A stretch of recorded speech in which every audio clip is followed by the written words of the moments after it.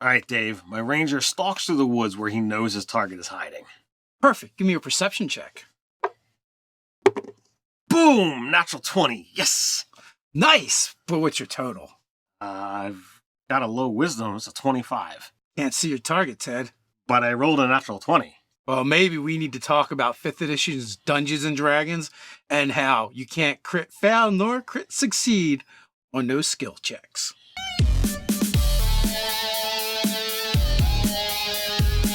Welcome to Nerdarchy, for nerds, by nerds. I'm Nerdarchist Dave, and as always, I'm hanging out with this nerd.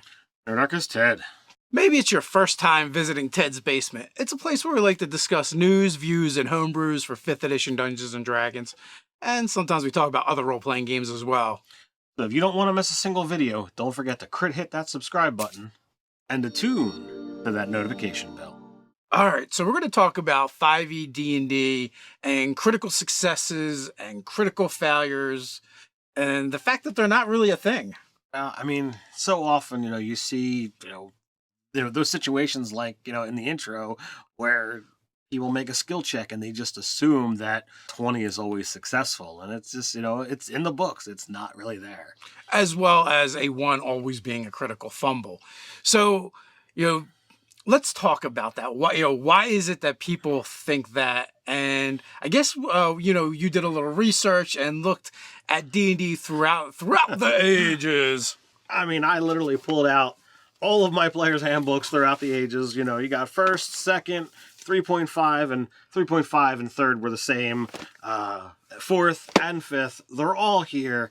And, when you actually boil it down, it's there. You turn to page 194 in your player's handbook, it's got it spelled out right there for you. 194 is where it talks about your attack rolls and the 20 always succeeding regardless of the armor class. But if you turn back 20 pages, that's going to talk about ability checks and the difficulty classes. And it never says, a 20 automatically succeeds. Gives you your DC. If your total equals or exceeds the DC, the ability check is a success. Creature overcomes the challenge at hand. Otherwise, it's a failure, which means the character or monster makes no progress towards the objective or makes progress combined with a setback determined by the DM. So if my target in that example, his stealth check was a 28, my check of perception was a 25, I don't see him regardless of what number was rolled on the actual die. Does it matter if that creature rolled a 1 to get that 28 and you rolled a 20 to get that 25? The only thing that matters is those final results. Exactly. That kind of like sums up 5th edition. Then you have 1st edition. And 1st edition is really easy because there were no skills.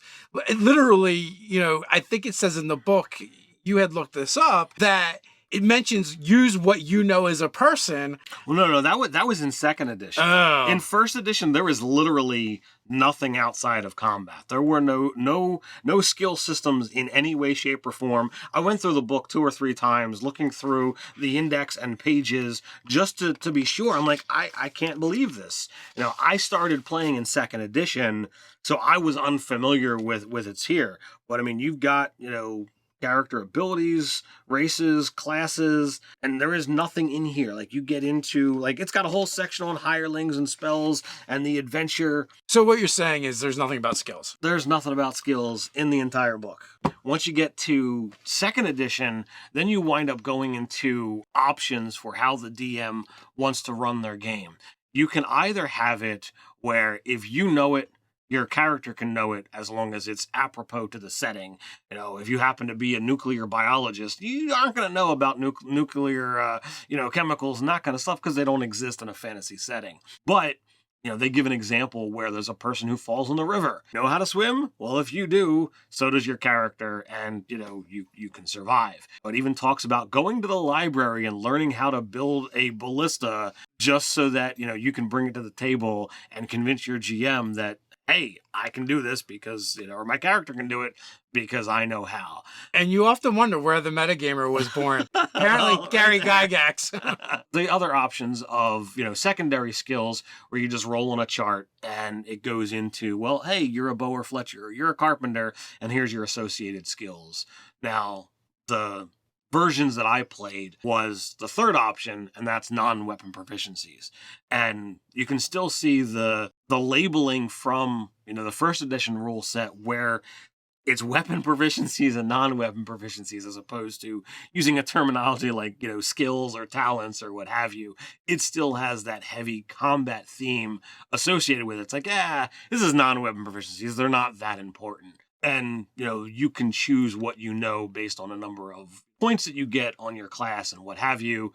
And it even goes into the detail of, now mind you, this is going to freak people out. A 20 always fails, because in second edition, you're rolling for non-weapon proficiencies.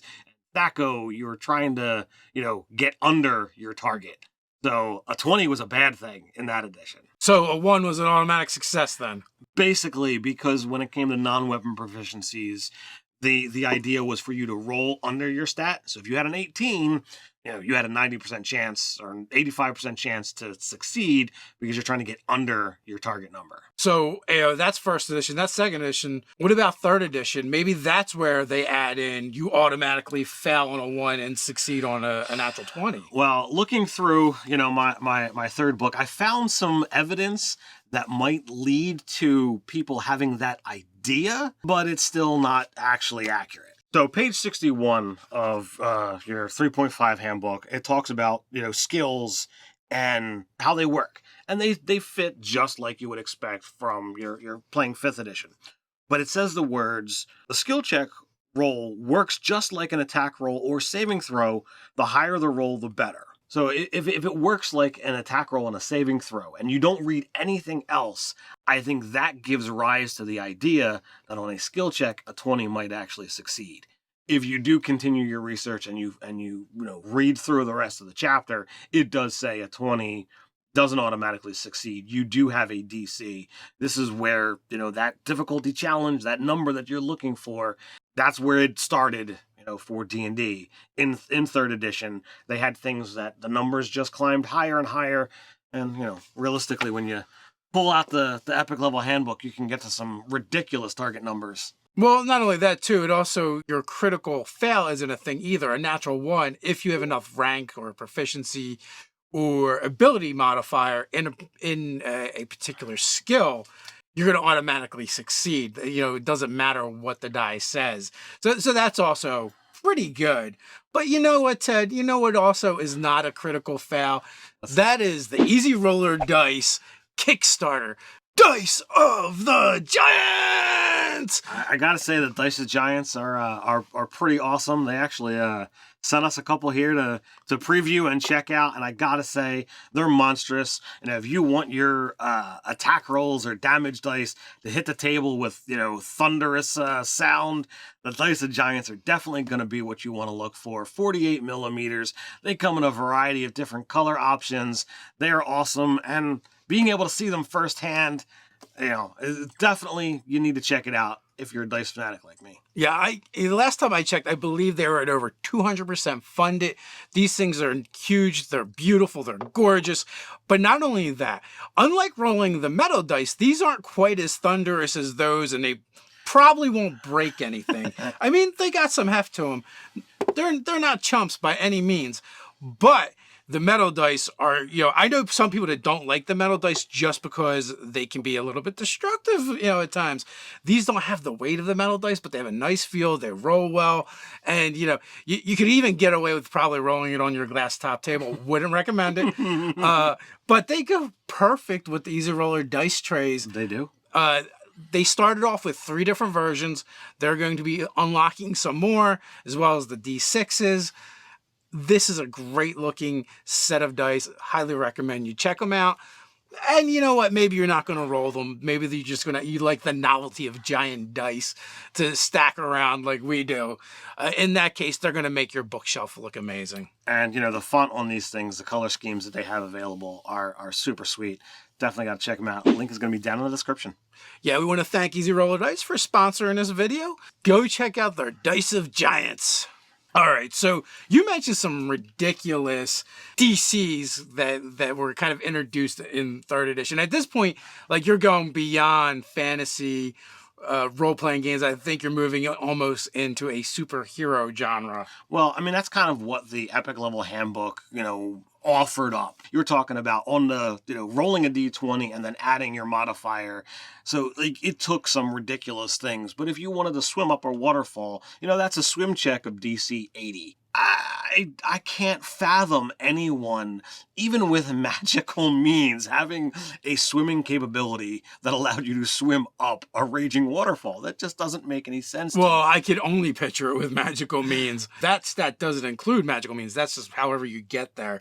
Also, there was slipping through a wall of force had a DC of 120. That's when there was an escape artist check. So Escape Artist, that was the highest of any difficulty class that I had seen, or remember from, going back through the books. But Sense Motive was, something that I remember being a skill. And if you got up to, a ridiculous number in that, you could even detect your target's surface thought. So it's like, I am so good, I know what you're thinking. It's like telepathy. You had telepathy. And there was one more that I thought was pretty humorous. I did some research, and climb was a skill super helpful in a lot of different scenarios. And there was a check if you wanted to climb up a perfectly smooth wall. But you know what? That was only a DC 80. If you wanted to climb a perfectly smooth ceiling or overhang, that was only a DC of 100. Only. Perfect. So 3rd edition got a little ridiculous with the DCs and the checks. So 4th edition, is that maybe where they introduced crit fails or crit successes for skills? Unfortunately, 4th edition wound up going through like your typical, spectrum of it. So page 178 of your 4th edition book, it goes into the whole thing on, skill checks. It talks about where your bonuses come from, how to make the check. It talks about your difficulty class. There's nowhere, pose checks in here as well. There's nowhere in here that specifically is stating a 20 automatically succeeds. It's just like those 3rd edition rule set where you have a target number. If you meet it, you succeed. If you don't, you don't. So it's there. I mean, you've got, all the different ways of doing skills, but 20 doesn't automatically succeed. Let's talk about then the pros and cons of critical success and critical failure, and maybe even why people might want it or might not want it. All right, so do you want to start off with the pros or the cons first? You know what? I'll start off with the pros, and I think it's really simple and easy, and it's just that it's fun, right? People like the idea, the excitement of the dice having a narrative in the game that means something. So like you're always just going to have a 5% or really 10% of something possibly amazing happening at your table. Yeah, depending how you define amazing. I have to agree. I think that people want that 20 to mean something and to always have a shot of something happening. It makes it rolling that die, incredibly more worthwhile to know it's like, well, you know what? I'm going to take that shot because I know it is possible. Well, not only that too, but the one as well, because a lot of people have something special happen however you crit, right? Whether it's bad or good, but it definitely affects the game and the narrative that's going on. And it will always make things more interesting. Maybe it wasn't what you wanted, but it could lead to some really humorous and funny things at the table, or even take the adventure in a totally different direction just because of a botched roll. So do we want to get into the cons now? Sure. Yeah, I think the biggest con is for things that are ridiculously easy and you should just be able to do, right? If you have to roll to do it, it doesn't make a lot of sense that you fail. If it's something really, really simple. And, some DMs play this way. I've been in a game more recently where I had a character die in lava because I rolled a natural 1, for something that really didn't require a check.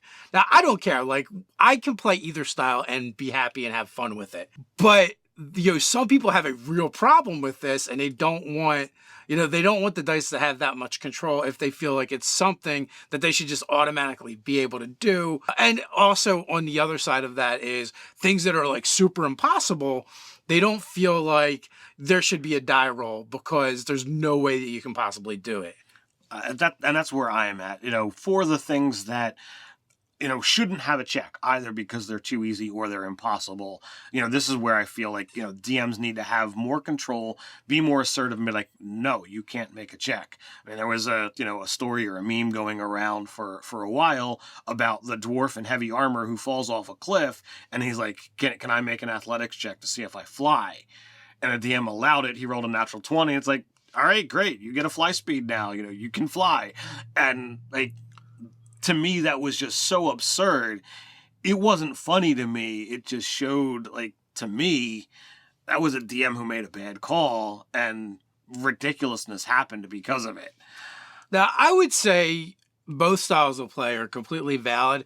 It really comes down to the agreement that you have with your gaming group and what you as a group want to do, how you want to play the game. If you want those dice to always mean something and there's always a chance that you can succeed and always a chance that you can fail, then absolutely play that way. If that's fun for you, there's nothing wrong with that. If you're a DM that doesn't like the narrative, or like Ted, who thinks it was ridiculous that the DM would even let them try and flap their arms so that they can fly, then play that way too. Like, they're both valid. No matter what your fun is, explore that. And the main thing is that the group as a whole kind of agree on what they want to do. And I think that's the most important thing. But by roll, yes. Skills, you cannot crit succeed and you cannot crit fail. That's the rules as written. But you can play the game however you want, and let us know down in the comments. Before you go, I want to invite you to join Nerdarchy, the adventuring party, over on Patreon.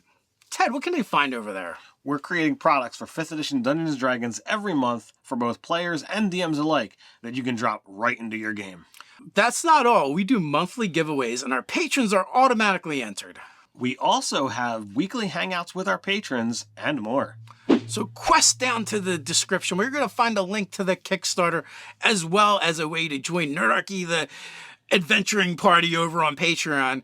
And until next time, stay nerdy.